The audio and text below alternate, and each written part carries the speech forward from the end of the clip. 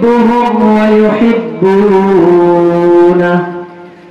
أذلة على المؤمنين أعزة على الكافرين يجاهدون في سبيل الله ولا يخافون لومة لائم وقال رسول الله صلى الله عليه وسلم الجهاد ماض إلى يوم القيامة بارك الله لنا ولكم في القرآن العظيم ونفعنا وإياكم بالآيات والذكر الحكيم إن الله وملائكته يصلون على النبي يا أيها الذين آمنوا صلوا عليه وسلموا تسليما شغلي محبت درود شريف পড়ি اللهم صل على محمد وعلى آل محمد كما صليت على إبراهيم وعلى آل إبراهيم إنك حميد مجيد اللهم بارك على محمد وعلى آل محمد كما باركت على إبراهيم وعلى آل إبراهيم إنك حميد مجيد सूरज ने दिया अपने शुआओं को ये पैगाम सूरज ने दिया अपने शुआओं को ये पैगाम दुनिया है अजब चीज कभी सुबह कभी शाम दुनिया है अजब चीज कभी सुबह कभी शाम दुनिया में हो दुनिया का तलबगार नहीं हो दुनिया में हो दुनिया का तलबगार नहीं हो बाजार से गुजर हो खरीदार नहीं हो बाजार से गुजर हो खरीदार नहीं हो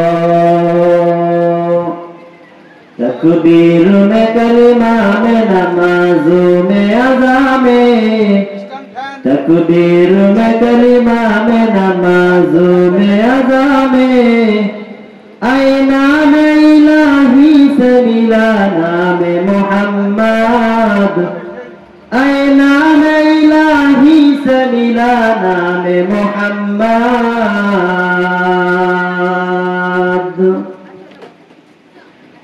এসোনা আল্লাহর নামে গান গাই এসোনা মন প্রাণ জোড়াই এসোনা মন প্রাণ জোড়াই এসোনা আল্লাহর নামে গান গাই এসোনা মন প্রাণ জোড়াই এসোনা মন প্রাণ জোড়াই আল্লাহু আকবার বলো আল্লাহু আকবার আল্লাহু আকবার বলো আল্লাহু আকবার আল্লাহু আকবার বলো আল্লাহু আকবার আল্লাহু আকবার বলো আল্লাহু আকবার যে নামে ইব্রাহিমের আগুন হলো পানি ডাকার মতো ডাকলে আজও সাড়া দিবেন তিনি রে মন সাড়া দিবেন তিনি ও মধুর নামটি নিলে হৃদয় হাসে ও মধুর নামে সুখ নেমে আসে ও ও নামের তুলনা হবে না, হবে না, তুলনা নাই নাই নাই। এসো না আল্লাহর নামে গান গাই, এসো না মন প্রাণ জোড়াই, এসো না মন প্রাণ জোড়াই।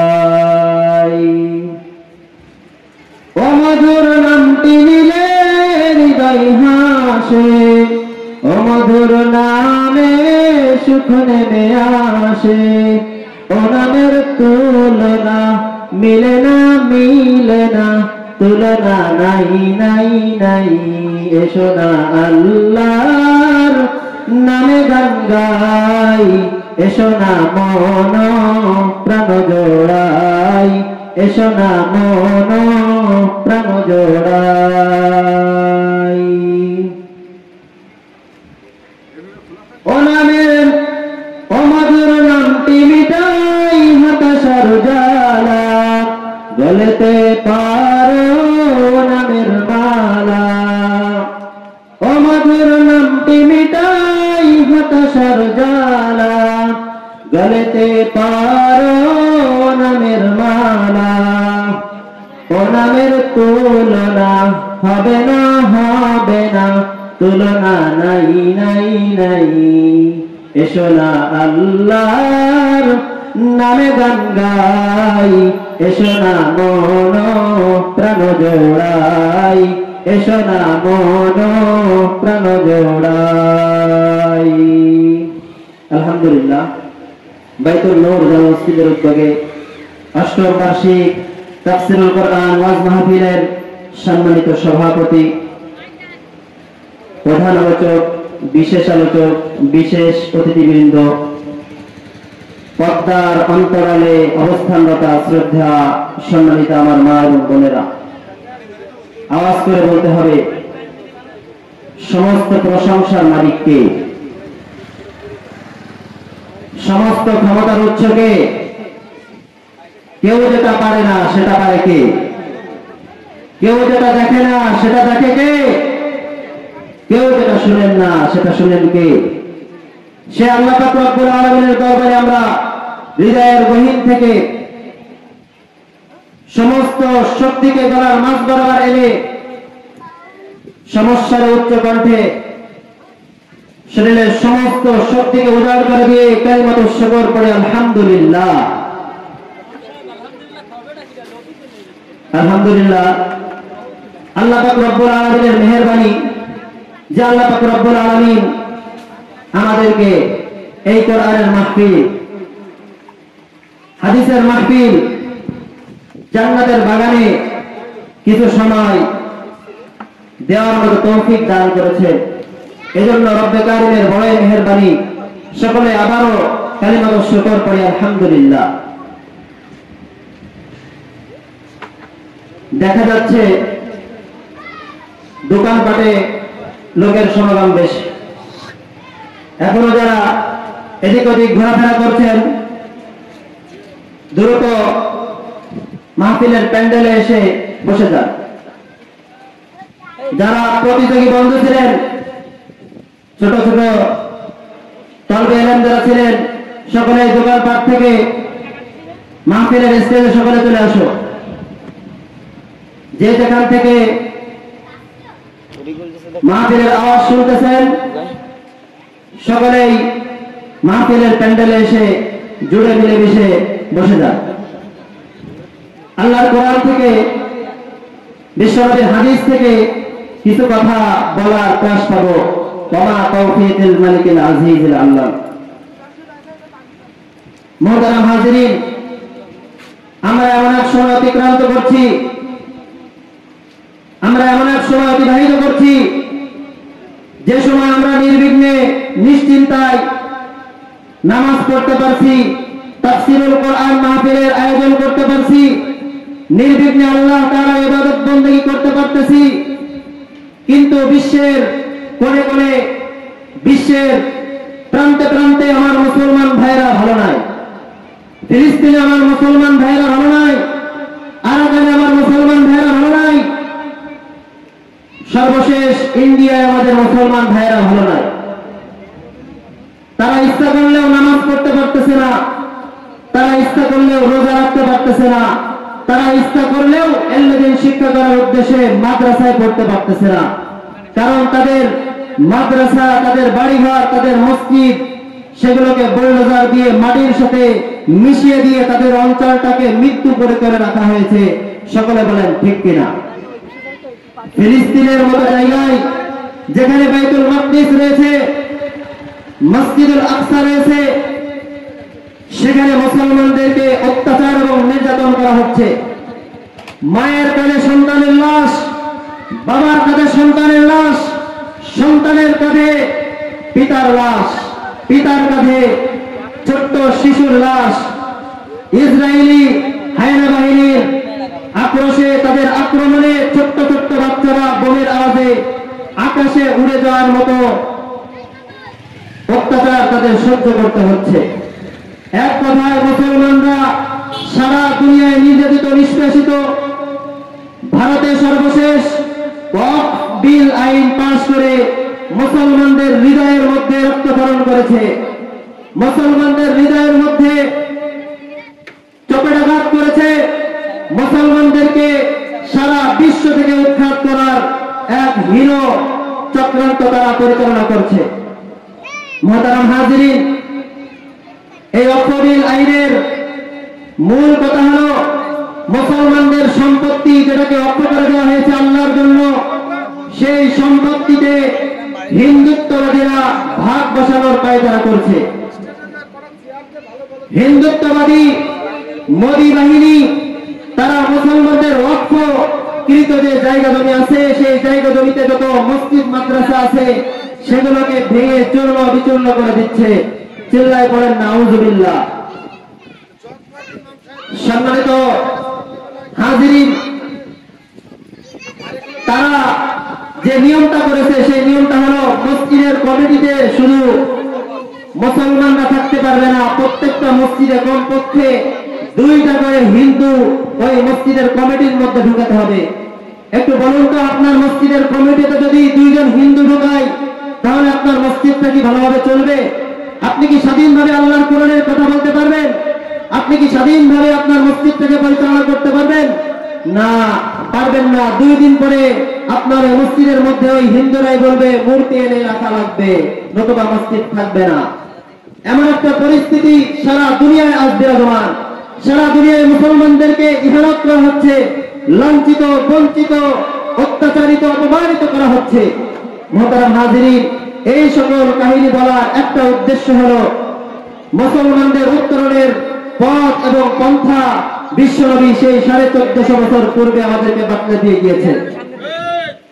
1450 বছর পূর্বে বিশ্বনবী আমাদেরকে বাতলে দিয়ে গিয়েছেন মুসলমানদের ইজ্জত কার মধ্যে, মুসলমানের সম্মান কার মধ্যে, মুসলমানরা কি করলে সম্মানিত হবে, মুসলমানরা কি করলে সম্মানের সাথে জীবনযাপন করতে পারবে, সারা বিশ্ব মুসলমানরা কি করলে শাসন করতে পারবে। এটা আল্লাহ রাসূল বিশ্বনবী আল্লাহ তাআলার পক্ষ থেকে সেই 1450 বছর পূর্বে এটাকে আমাদেরকে বলে দিয়ে গিয়েছে।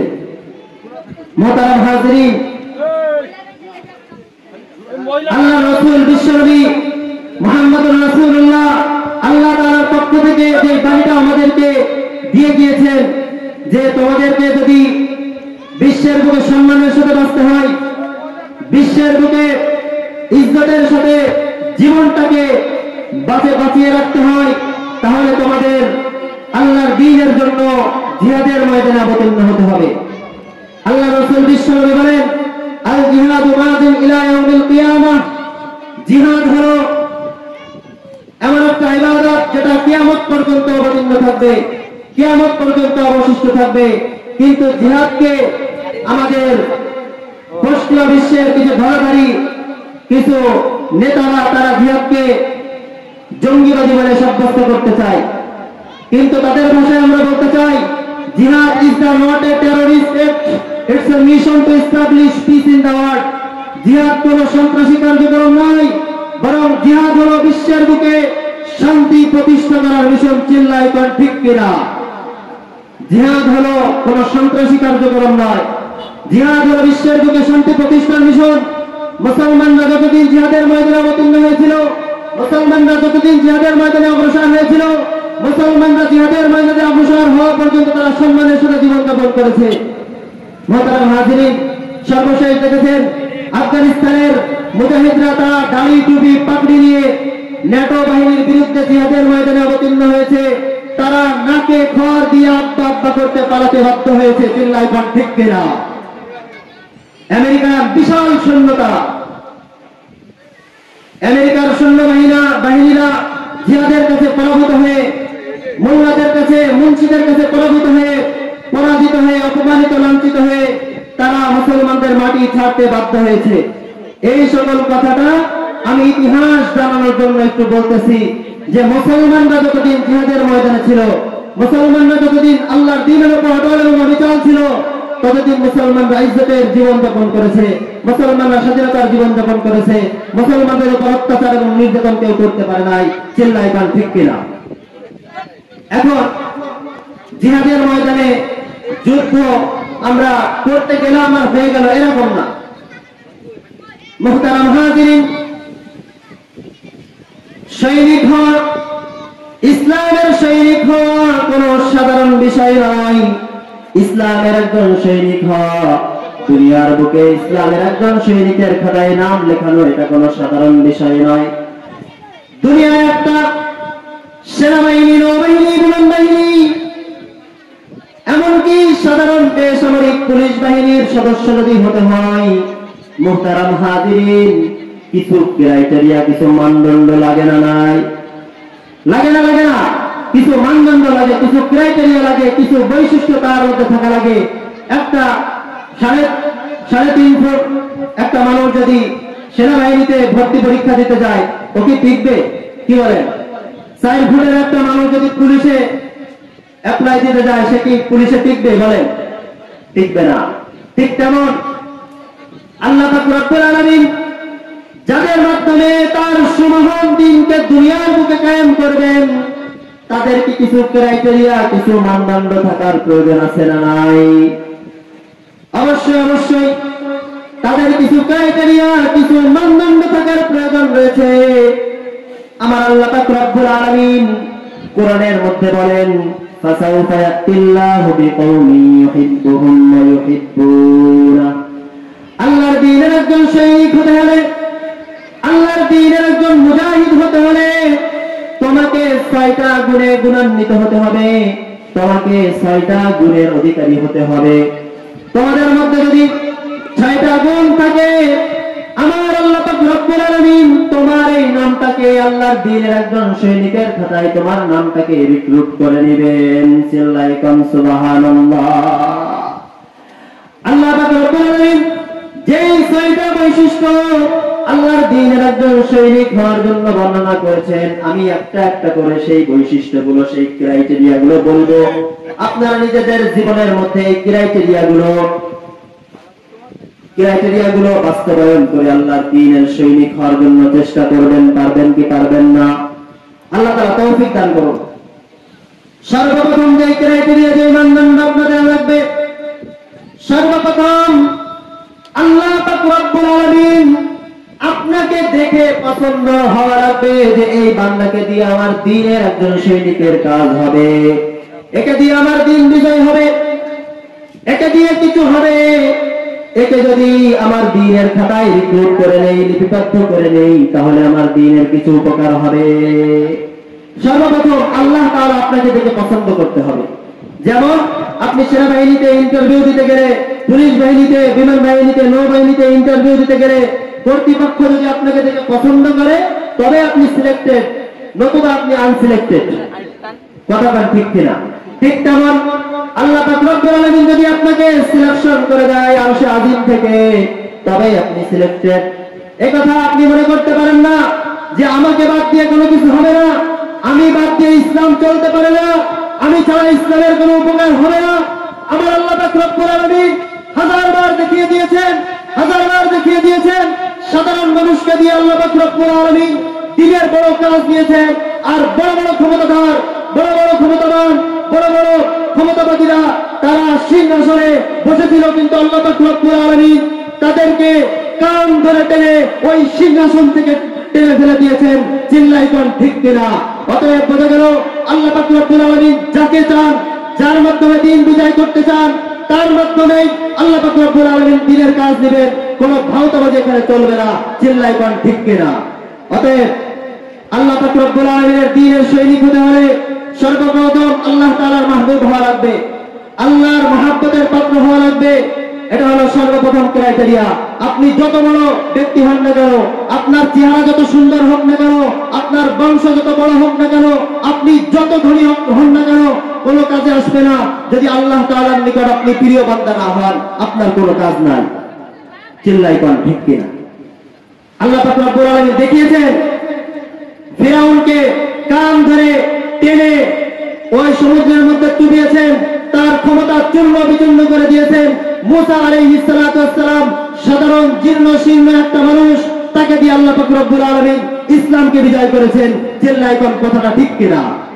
এটা যদি কথা ঠিক হয়, কিয়ামত পর্যন্ত যারা সাধারণ জীর্ণ শীর্ণ ঘরের লোক হয়, যারা কোনো প্রভাব প্রতিপত্তিশীল দেখায় না, আল্লাহ পাক রব্বুল আলামিন তাদেরকে দিয়ে ইসলামের কাজ করার। চিল্লাই কোন কথাটা ঠিক কিনা? এটা হলো 1 নম্বর ক্রাইটেরিয়া। আল্লাহ দ্বীনের একজন সৈনিক হতে হবে। ক্রাইটেরিয়া নাম্বার 1, আপনি যেই হন না কেন, আপনার বংশ পরিচয় যাই হোক না কেন, কোনো কাজ হবে না। আল্লাহ তাআলার পছন্দনীয় হওয়া লাগবে। 2 নম্বর ক্রাইটেরিয়া হলো ওয়ায়ুহিব্বুনা, আপনিও আল্লাহকে ভালোবাসতে হবে হৃদয় দিয়ে, অন্তরটাকে উদার করে দিয়ে আল্লাহকে ভালোবাসতে হবে।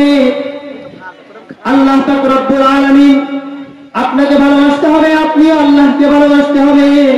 যখন আল্লাহ এবং বান্দার ভালোবাসাবাসি পাওয়া যাবে, তবে কেবলমাত্র শুধুমাত্র আল্লাহর দ্বীনের মকবুল, আল্লাহর দ্বীনের একজন সৈনিকের খাতায় আপনার নামটা উঠতে পারে। চিল্লাই কোন সুবহানাল্লাহ। মুহতারাম হাজিরিন, এখন একটা প্রশ্ন এসে যায়, হুজুর আমি আল্লাহকে ভালোবাসি, আমি আল্লাহকে হৃদয় দিয়ে ভালোবাসি, অন্তরটাকে উজাড় করে দিয়ে ভালোবাসি, এটা আমার ব্যক্তিগত মতামত, আমার ব্যক্তিগত বিষয়। আমি আল্লাহকে ভালোবাসবো কি বাসবো না, আমি আল্লাহকে মহব্বত করবো কি করবো না, এটা আমার বিষয়। কিন্তু আল্লাহ আমাকে ভালোবাসেন কি বাসেন না, এটা বুঝবো কেমনে? এটা বুঝবো কি করে? মুহতারাম হাজিরিন, এটা কোনো দুর্লভ বিষয় নয়, এটা কোনো কঠিন বিষয় নয়। আমার আল্লাহ পাক রব্বুল আলামিন কোরআনের মধ্যে 2টি গুণের মাধ্যমে বলে দিয়েছেন, যারা এই 2টি গুণ অর্জন করবে, স্বয়ং আল্লাহ পাক রব্বুল আলামিন তাদেরকে ভালোবাসতে শুরু করে দিবেন। সুবহানাল্লাহ। আল্লাহ পাক রব্বুল আলামিন কোরআনের মধ্যে বলেন, قل إن كنتم تحبون الله فاتبعوني يحببكم الله। হে নবী, আপনি বিশ্ববাসীকে বলে দিন, তোমরা যদি আল্লাহকে ভালোবাসতে চাও, আল্লাহর রাসূলের ইতাআত করো, আল্লাহর রাসূলের কথা অনুযায়ী চলো, সুন্নাতের অনুসরণ করো, আমি আল্লাহ পাক রব্বুল আলামিন এই সুন্নাতের অনুসরণকারী ব্যক্তিকে ভালোবাসতে শুরু করে দেব। সুবহানাল্লাহ। তাহলে আল্লাহ পাক রব্বুল আলামিনের ভালোবাসার পাত্র হওয়ার জন্য 1 নম্বর গুণ হলো সুন্নাতের অনুসরণ করলে আল্লাহ পাক রব্বুল আলামিন স্বয়ং তাকে ভালোবাসতে শুরু করে দেয়। সকলে বলেন সুবহানাল্লাহ। অন্য আরেকটা গুণ হলো قل إن كنتم تحبون الله فاتبعوني يحببكم الله। قل إن كنتم تحبون الله فاتبعوني يحببكم الله। এটা 1 নম্বর গুণ। 2 নম্বর গুণ হলো ইন্নাল্লাহা ইউহিব্বুল্লাযীনা ইউকাতিলুনা ফী সাবিলিহি সাফফান কাআন্নাহুম বুনয়ানুম মারসুস। আল্লাহ পাক রব্বুল আলামিন ওই সকল বান্দাদেরকে বড্ড বেশি ভালোবাসেন গো, যারা আল্লাহর দ্বীনের জন্য সীসা ঢালা প্রাচীরের ন্যায় জিহাদের ময়দানে অগ্রসর হয়। ইন্নাল্লাহা ইউহিব্বুল্লাযীনা, ইন্না শব্দটা আরবি ব্যাকরণের মধ্যে তাকিদ বোঝানোর জন্য ব্যবহার হয়। গুরুত্ব বোঝানোর জন্য ব্যবহার হয়, তাকিদ বোঝানোর জন্য ব্যবহার হয়। ইন্নাল্লাহা ইউহিব্বুল লাযিনা, আল্লাহ পাক রব্বুল আলামিন নিশ্চয় ওই সমস্ত বান্দাদেরকে বড্ড বেশি ভালোবাসেন। আল্লাযিনা ইউহিব্বুন, ইন্নাল্লাহা ইউহিব্বুল লাযিনা ইউকাতিলুনা ফি সাবিলিহি সাফফা, যারা আল্লাহর রাস্তায় সীসা ঢালা প্রাচীরের ন্যায় সংঘবদ্ধভাবে লড়াই করতে থাকে। চিল্লাই কোন সুবহানাল্লাহ। তাহলে আল্লাহর দ্বীনের সৈনিক হওয়ার জন্য আল্লাহ তাআলার ভালোবাসার পাত্র হওয়া লাগবে। আর আল্লাহ তাআলার ভালোবাসার পাত্র হতে গেলে দুইটা গুণে গুণান্বিত হতে হবে। একটা হলো সুন্নাতের অনুসরণ, দুই নম্বরটা হলো শাহাদাতের শপথ গ্রহণ। একটা হলো সুন্নাতের অনুসরণ, দুই নম্বর হলো শাহাদাতের শপথ গ্রহণ। সুন্নাতের অনুসরণ যদি কেউ করে আর শাহাদাতের শপথ গ্রহণ কেউ যদি করে, স্বয়ং আল্লাহ পাক রব্বুল আলামিন তাকে ভালোবাসতে শুরু করে দিবেন। চিল্লাই কান সুবহানাল্লাহ। তাহলে দুইটা ক্রাইটেরিয়া গেল আল্লাহর দ্বীনের একজন সৈনিক হওয়ার জন্য, ইসলামকে বিজয় করার জন্য, ইসলামের উপর কোন আঘাত আসলে তার প্রতিঘাত করার জন্য দুইটা ক্রাইটেরিয়া আল্লাহ পাক রব্বুল আলামিন কোরআনের মধ্যে বললেন। 3 নম্বর হলো আযিল্লাতিনা আলাল মুমিনিনা আইজ্জাতিনা আলাল কাফিরিন, আযিল্লাতিনা আলাল মুমিনিন। 3 নম্বর যে ক্রাইটেরিয়া আল্লাহ পাক রব্বুল আলামিন কোরআনের মধ্যে বলেছেন, মুমিনদের সাথে তোমার ব্যবহারটা সৎ হতে হবে। মুমিনদের সাথে ব্যবহারটা সৎ করতে হবে। তুমি যদি আল্লাহর দ্বীনের একজন সৈনিক হতে চাও, তোমার ব্যবহারটা, যারা মুমিন ব্যক্তি আল্লাহকে ভয় করে তাদের সাথে তোমার ব্যবহারটা নম্র কোমল হওয়া লাগবে। আইজ্জাতিনা আলাল কাফিরিন, কাফের মুশরিক বেঈমান যারা আল্লাহর দ্বীনের শত্রু, যারা মুসলমানদের শত্রু, যারা আল্লাহর দ্বীনের জন্য শত্রুতানি করে, যারা আল্লাহর দ্বীনের উপর আঘাত হানে, যারা রাসূলের উপর আঘাত হানে, তাদের সাথে ব্যবহার করতে হবে বজ্র কঠোর। তাদের সাথে ব্যবহার করতে হবে বজ্র কঠোর। তাদের সাথে কোনো অন্তরঙ্গ ব্যবহার করা যাবে না। তাদের সাথে ব্যবহারটা করতে হবে, তাদের সাথে ব্যবহার করতে হবে দুশমনিতা স্বরূপ। আল্লাহর দুশমন যে, সে আমার প্রাণের দুশমন, সে আমার জানের দুশমন। এখন আযিল্লাতিনা আলাল মুমিনিন, এই মুমিন যারা ভালো ব্যক্তি তাদের একটু পরিচয় জানা যাক। আল্লাহ পাক রব্বুল আলামিন কোরআনের মধ্যে কাদের সম্পর্কে বলেছেন যে তারা আল্লাহকে বেশি ভয় করে? আল্লাহ পাক উলামায়ে কেরাম, আলেম সমাজকে নিয়ে বলেছেন, আল উলামা ওয়ারাসাতুল আম্বিয়া। এটা বিশ্বনবীর হাদিস থেকে পাওয়া যায়। আর আল্লাহ পাক রব্বুল আলামিন বলেন, ইন্নামা ইয়াখশাল্লাহা মিন ইবাদিহিল উলামা। দুনিয়ার বুকে কেউ যদি আল্লাহকে ভয় করে থাকে, দুনিয়ার বুকে কেউ যদি আল্লাহকে ভয় করে থাকে হৃদয় দিয়ে, তাহলে একমাত্র শুধুমাত্র আলেম উলামায়ে কেরাম আল্লাহ পাক রব্বুল আলামিনকে ভয় করে। চিল্লায় কোন ঠিক কিনা? মানে কেউ ভয় করে না, কিন্তু যদি একজনও ভয় করে সেটা হবে আলেম, কারণ তারা জানে বেশি, তারা মানে বেশি। অন্যরাও ভয় করতে পারে, সমস্যা নাই, কিন্তু আল্লাহ পাক রব্বুল আলামিন এখানে ইন্না শব্দ নিয়ে এসে বলেছেন, ইন্নামা ইয়াখশাল্লাহা মিন ইবাদিহিল উলামা। নিশ্চয় আলেম উলামায়ে কেরাম আল্লাহ পাক রব্বুল আলামিনকে ভয় করে। কিন্তু আজকে দেখা যায় উলামায়ে কেরামের সাথে ব্যবহারগুলো খুব ভালো হয় না, তাদের সাথে খারাপ ব্যবহার করা হয়। মসজিদের ইমাম সাহেবকে দাম দেওয়া হয় না, তার সাথে খারাপ ব্যবহার করা হয়। সে একজন আলেম মানুষ, তার সাথে খারাপ ব্যবহার করা হয়। এটা হলো আল্লাহর কোরআনের বিরুদ্ধে একটা কাজ। আল্লাহর রাসূল বিশ্বনবী মুহাম্মদুর রাসূলুল্লাহ সাল্লাল্লাহু আলাইহি ওয়াসাল্লাম হাদিস শরীফের মধ্যে তাদের সম্পর্কে বলেছেন, তোমরা 4টা জিনিস করো, 5 নম্বরে যে ওরা তোমাদের জন্য ধ্বংস কিন্তু অনিবার্য হবেই হবে। হাদিস শরীফের মধ্যে বিশ্বনবী বলেন, কুন আলিমান আও মুতাআল্লিমান ওয়ালা তাকুন খামিসান ফাতাহলিক। এক নম্বর হলো কুন আলিমান, দুনিয়ার সকল মানুষ তোমরা আলেম হয়ে যাও।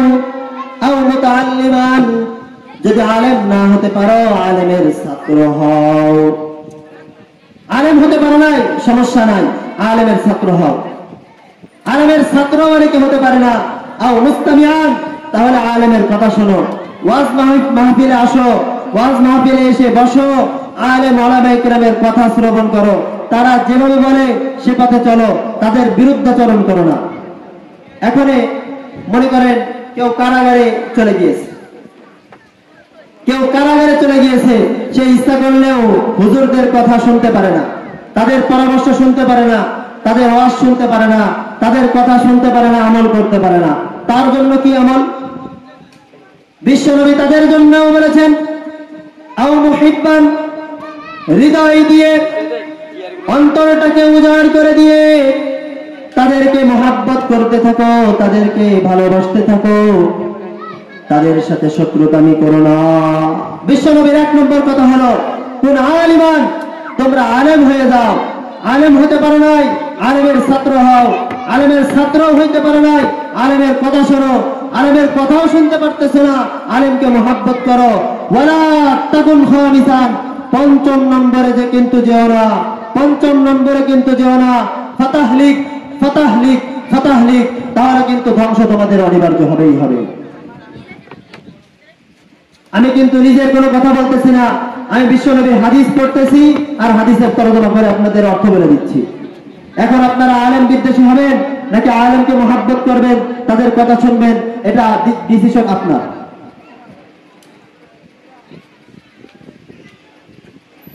সম্মানিত হাজিরিন, আল্লাহ পাক রব্বুল আলামিন কোরআনের মধ্যে এই যে চারটা বৈশিষ্ট্য, চারটা ক্রাইটেরিয়ার কথা আমাদেরকে বললেন, একটা একটা করে বলা হচ্ছে। আল্লাহ পাক রব্বুল আলামিন আমাদেরকে সেই অনুযায়ী আমল করার মতো তৌফিক দান করে দিন, সকলে পড়েন আমিন। তাহলে 4 নম্বর ছিল সৎ মানুষদের সাথে তার ব্যবহারটা হবে নম্র কোমল। অসৎ মানুষ যারা আছে আর আল্লাহ তাআলার দুশমনদের সাথে হবে বজ্র কঠোর তাদের ব্যবহার। 5 নম্বর হলো ইউজাহিদুনা ফি সাবিলিল্লাহ, ইউজাহিদুনা ফি সাবিলিল্লাহ, আল্লাহর দ্বীনের পথে অবিচল অটল থেকে জিহাদের ময়দানে অবতীর্ণ হওয়া হলো 5 নম্বর ক্রাইটেরিয়া। আল্লাহর দ্বীনের জন্য, আল্লাহর কোরআনের জন্য, বিশ্বনবীর জন্য, বিশ্বনবীর ইজ্জতের উপর আঘাত হানার জন্য যদি জীবন দিতে হয়, জীবন দিয়ে রক্ষা করার নাম হলো জিহাদ ফি সাবিলিল্লাহ। জিহাদ ফি সাবিলিল্লাহ হলো আল্লাহর জীবনকে উৎসর্গ করার নাম হলো জিহাদ ফি সাবিলিল্লাহ। আল্লাহর দ্বীনকে বিজয় করার জন্য জীবনকে আল্লাহর রাস্তায় বিলিয়ে দেওয়ার নাম হলো জিহাদ ফি সাবিলিল্লাহ। এই ইউজাহিদুনা ফি সাবিলিল্লাহ 5 নম্বর ক্রাইটেরিয়া, 5 নম্বর মানদণ্ড হলো ইউজাহিদুনা ফি সাবিলিল্লাহ। আল্লাহর দ্বীনের জন্য অবিচল থেকে, আল্লাহর দ্বীনের জন্য অটল থেকে জিহাদের ময়দানে অবতরণ করার শপথ গ্রহণ করতে হবে। এটা হলো 5 নম্বর ক্রাইটেরিয়া।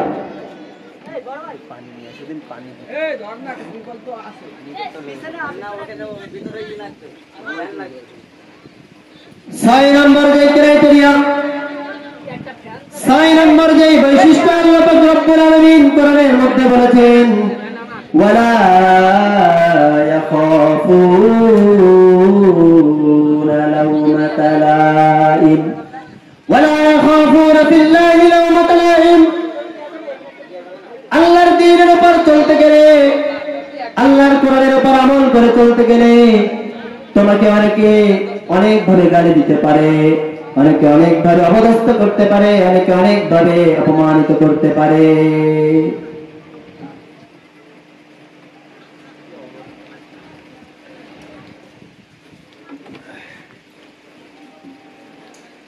কেউ তোমাকে মৌলবাদী বলে গালি দিতে পারে, কেউ তোমাকে হুজুর বলে গালি দিতে পারে, কেউ তোমাকে কাঠ মোল্লা বলে গালি দিতে পারে, কেউ তোমাকে জঙ্গিবাদী বলে গালি দিতে পারে, কেউ তোমাকে অনেকভাবে অপমানিত অপদস্থ করতে পারে, কিন্তু তাদের কথা হবে ওয়ালা ইয়াখাফুনা লাওমাতা লাইম ওয়ালা ইয়াখাফুনা লাওমাতা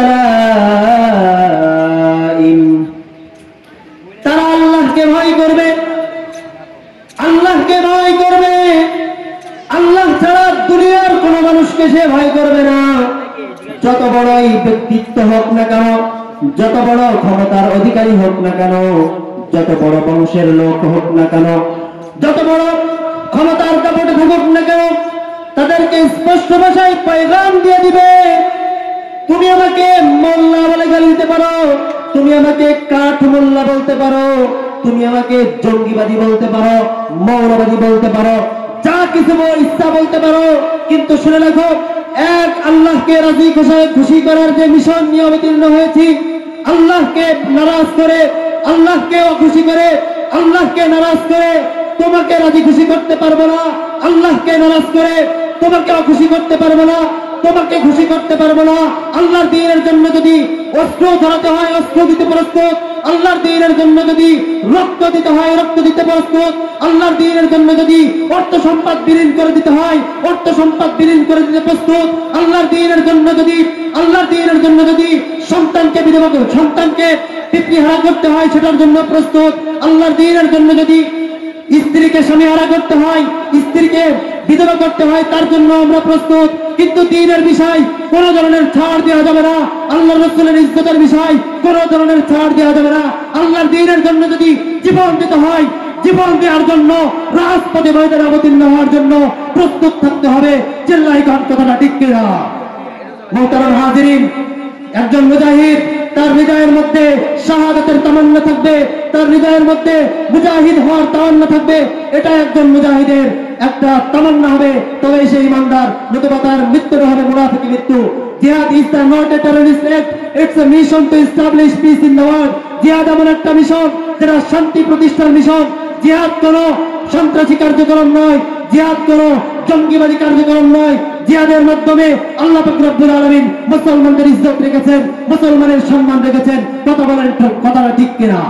মুহতারাম হাজিরিন, এজন্য আমাদেরকে শপথ গ্রহণ করতে হবে, আমাদেরকে শপথ গ্রহণ করতে হবে, আল্লাহকে ছাড়া কাউকে ভয় করা চলবে না। আল্লাহর ভয় যদি হৃদয়ের মধ্যে থাকে, আল্লাহর ভয় যদি অন্তরের মধ্যে থাকে, বিশ্বের সুপার পাওয়ারকে মনে হবে সাধারণ বস্তু। সমস্ত শক্তি সামনে এসে কিছুই করতে পারবে না, সমস্ত শক্তি একসাথে মিলেমিশে আল্লাহর দ্বীনের ক্ষতি করার কোন ধরনের পায়তারা করতে পারবে না, মুসলমানদেরকে লাঞ্ছিত করতে পারবে না, বঞ্চিত করতে পারবে না। ফিলিস্তিন ইসরায়েলের রাজধানী হবে না, ফিলিস্তিন ইসরায়েলের কবরস্থান হবে, ফিলিস্তিন ইসরায়েলের কবরস্থান হবে যদি আমরা জিহাদের ময়দানে এই ক্রাইটেরিয়াগুলি অর্জন করি, জিহাদের ময়দানে যদি অবতীর্ণ হতে পারি। ফিলিস্তিনকে তারা নিঃশেষ করে দিতে দূরের কথা, ইসরায়েল নামক এই বিষ পড়া দুনিয়ার বুক থেকে মুসলমানরা উৎখাত করে ছাড়বে। কতক্ষণ ঠিক কিনা? মুহতারাম হাজিরিন, আল্লাহ রাসূল আমাদেরকে আশার বাণী শুনিয়েছেন। আল্লাহ রাসূল বলেন, লা ইয়াবকা আলা যাহরিল আরদি বাইতুন মাকারিন ওয়ালা ওয়াবারিন ইল্লা দাখালাহু আল্লাহুল ইসলাম ইম্মা বিইজ্জি আজিজি ওয়া ইম্মা বিযিল্লি জালিল। পৃথিবীর এমন একটা স্থান বাকি থাকবে না যেখানে মুসলমানরা বিজয় করবে না, চাই সেটা শহরের বড় অট্টালিকা হোক, চাই সেটা গ্রামের ছড়ে কুড়েঘর হোক, চাই সেটা গ্রামের ছড়ের কুড়েঘর হোক, সমস্ত স্থানে মুসলমানরা বিজয় করবে, কেউ রূপবার সাধ্য তারা পাবে না।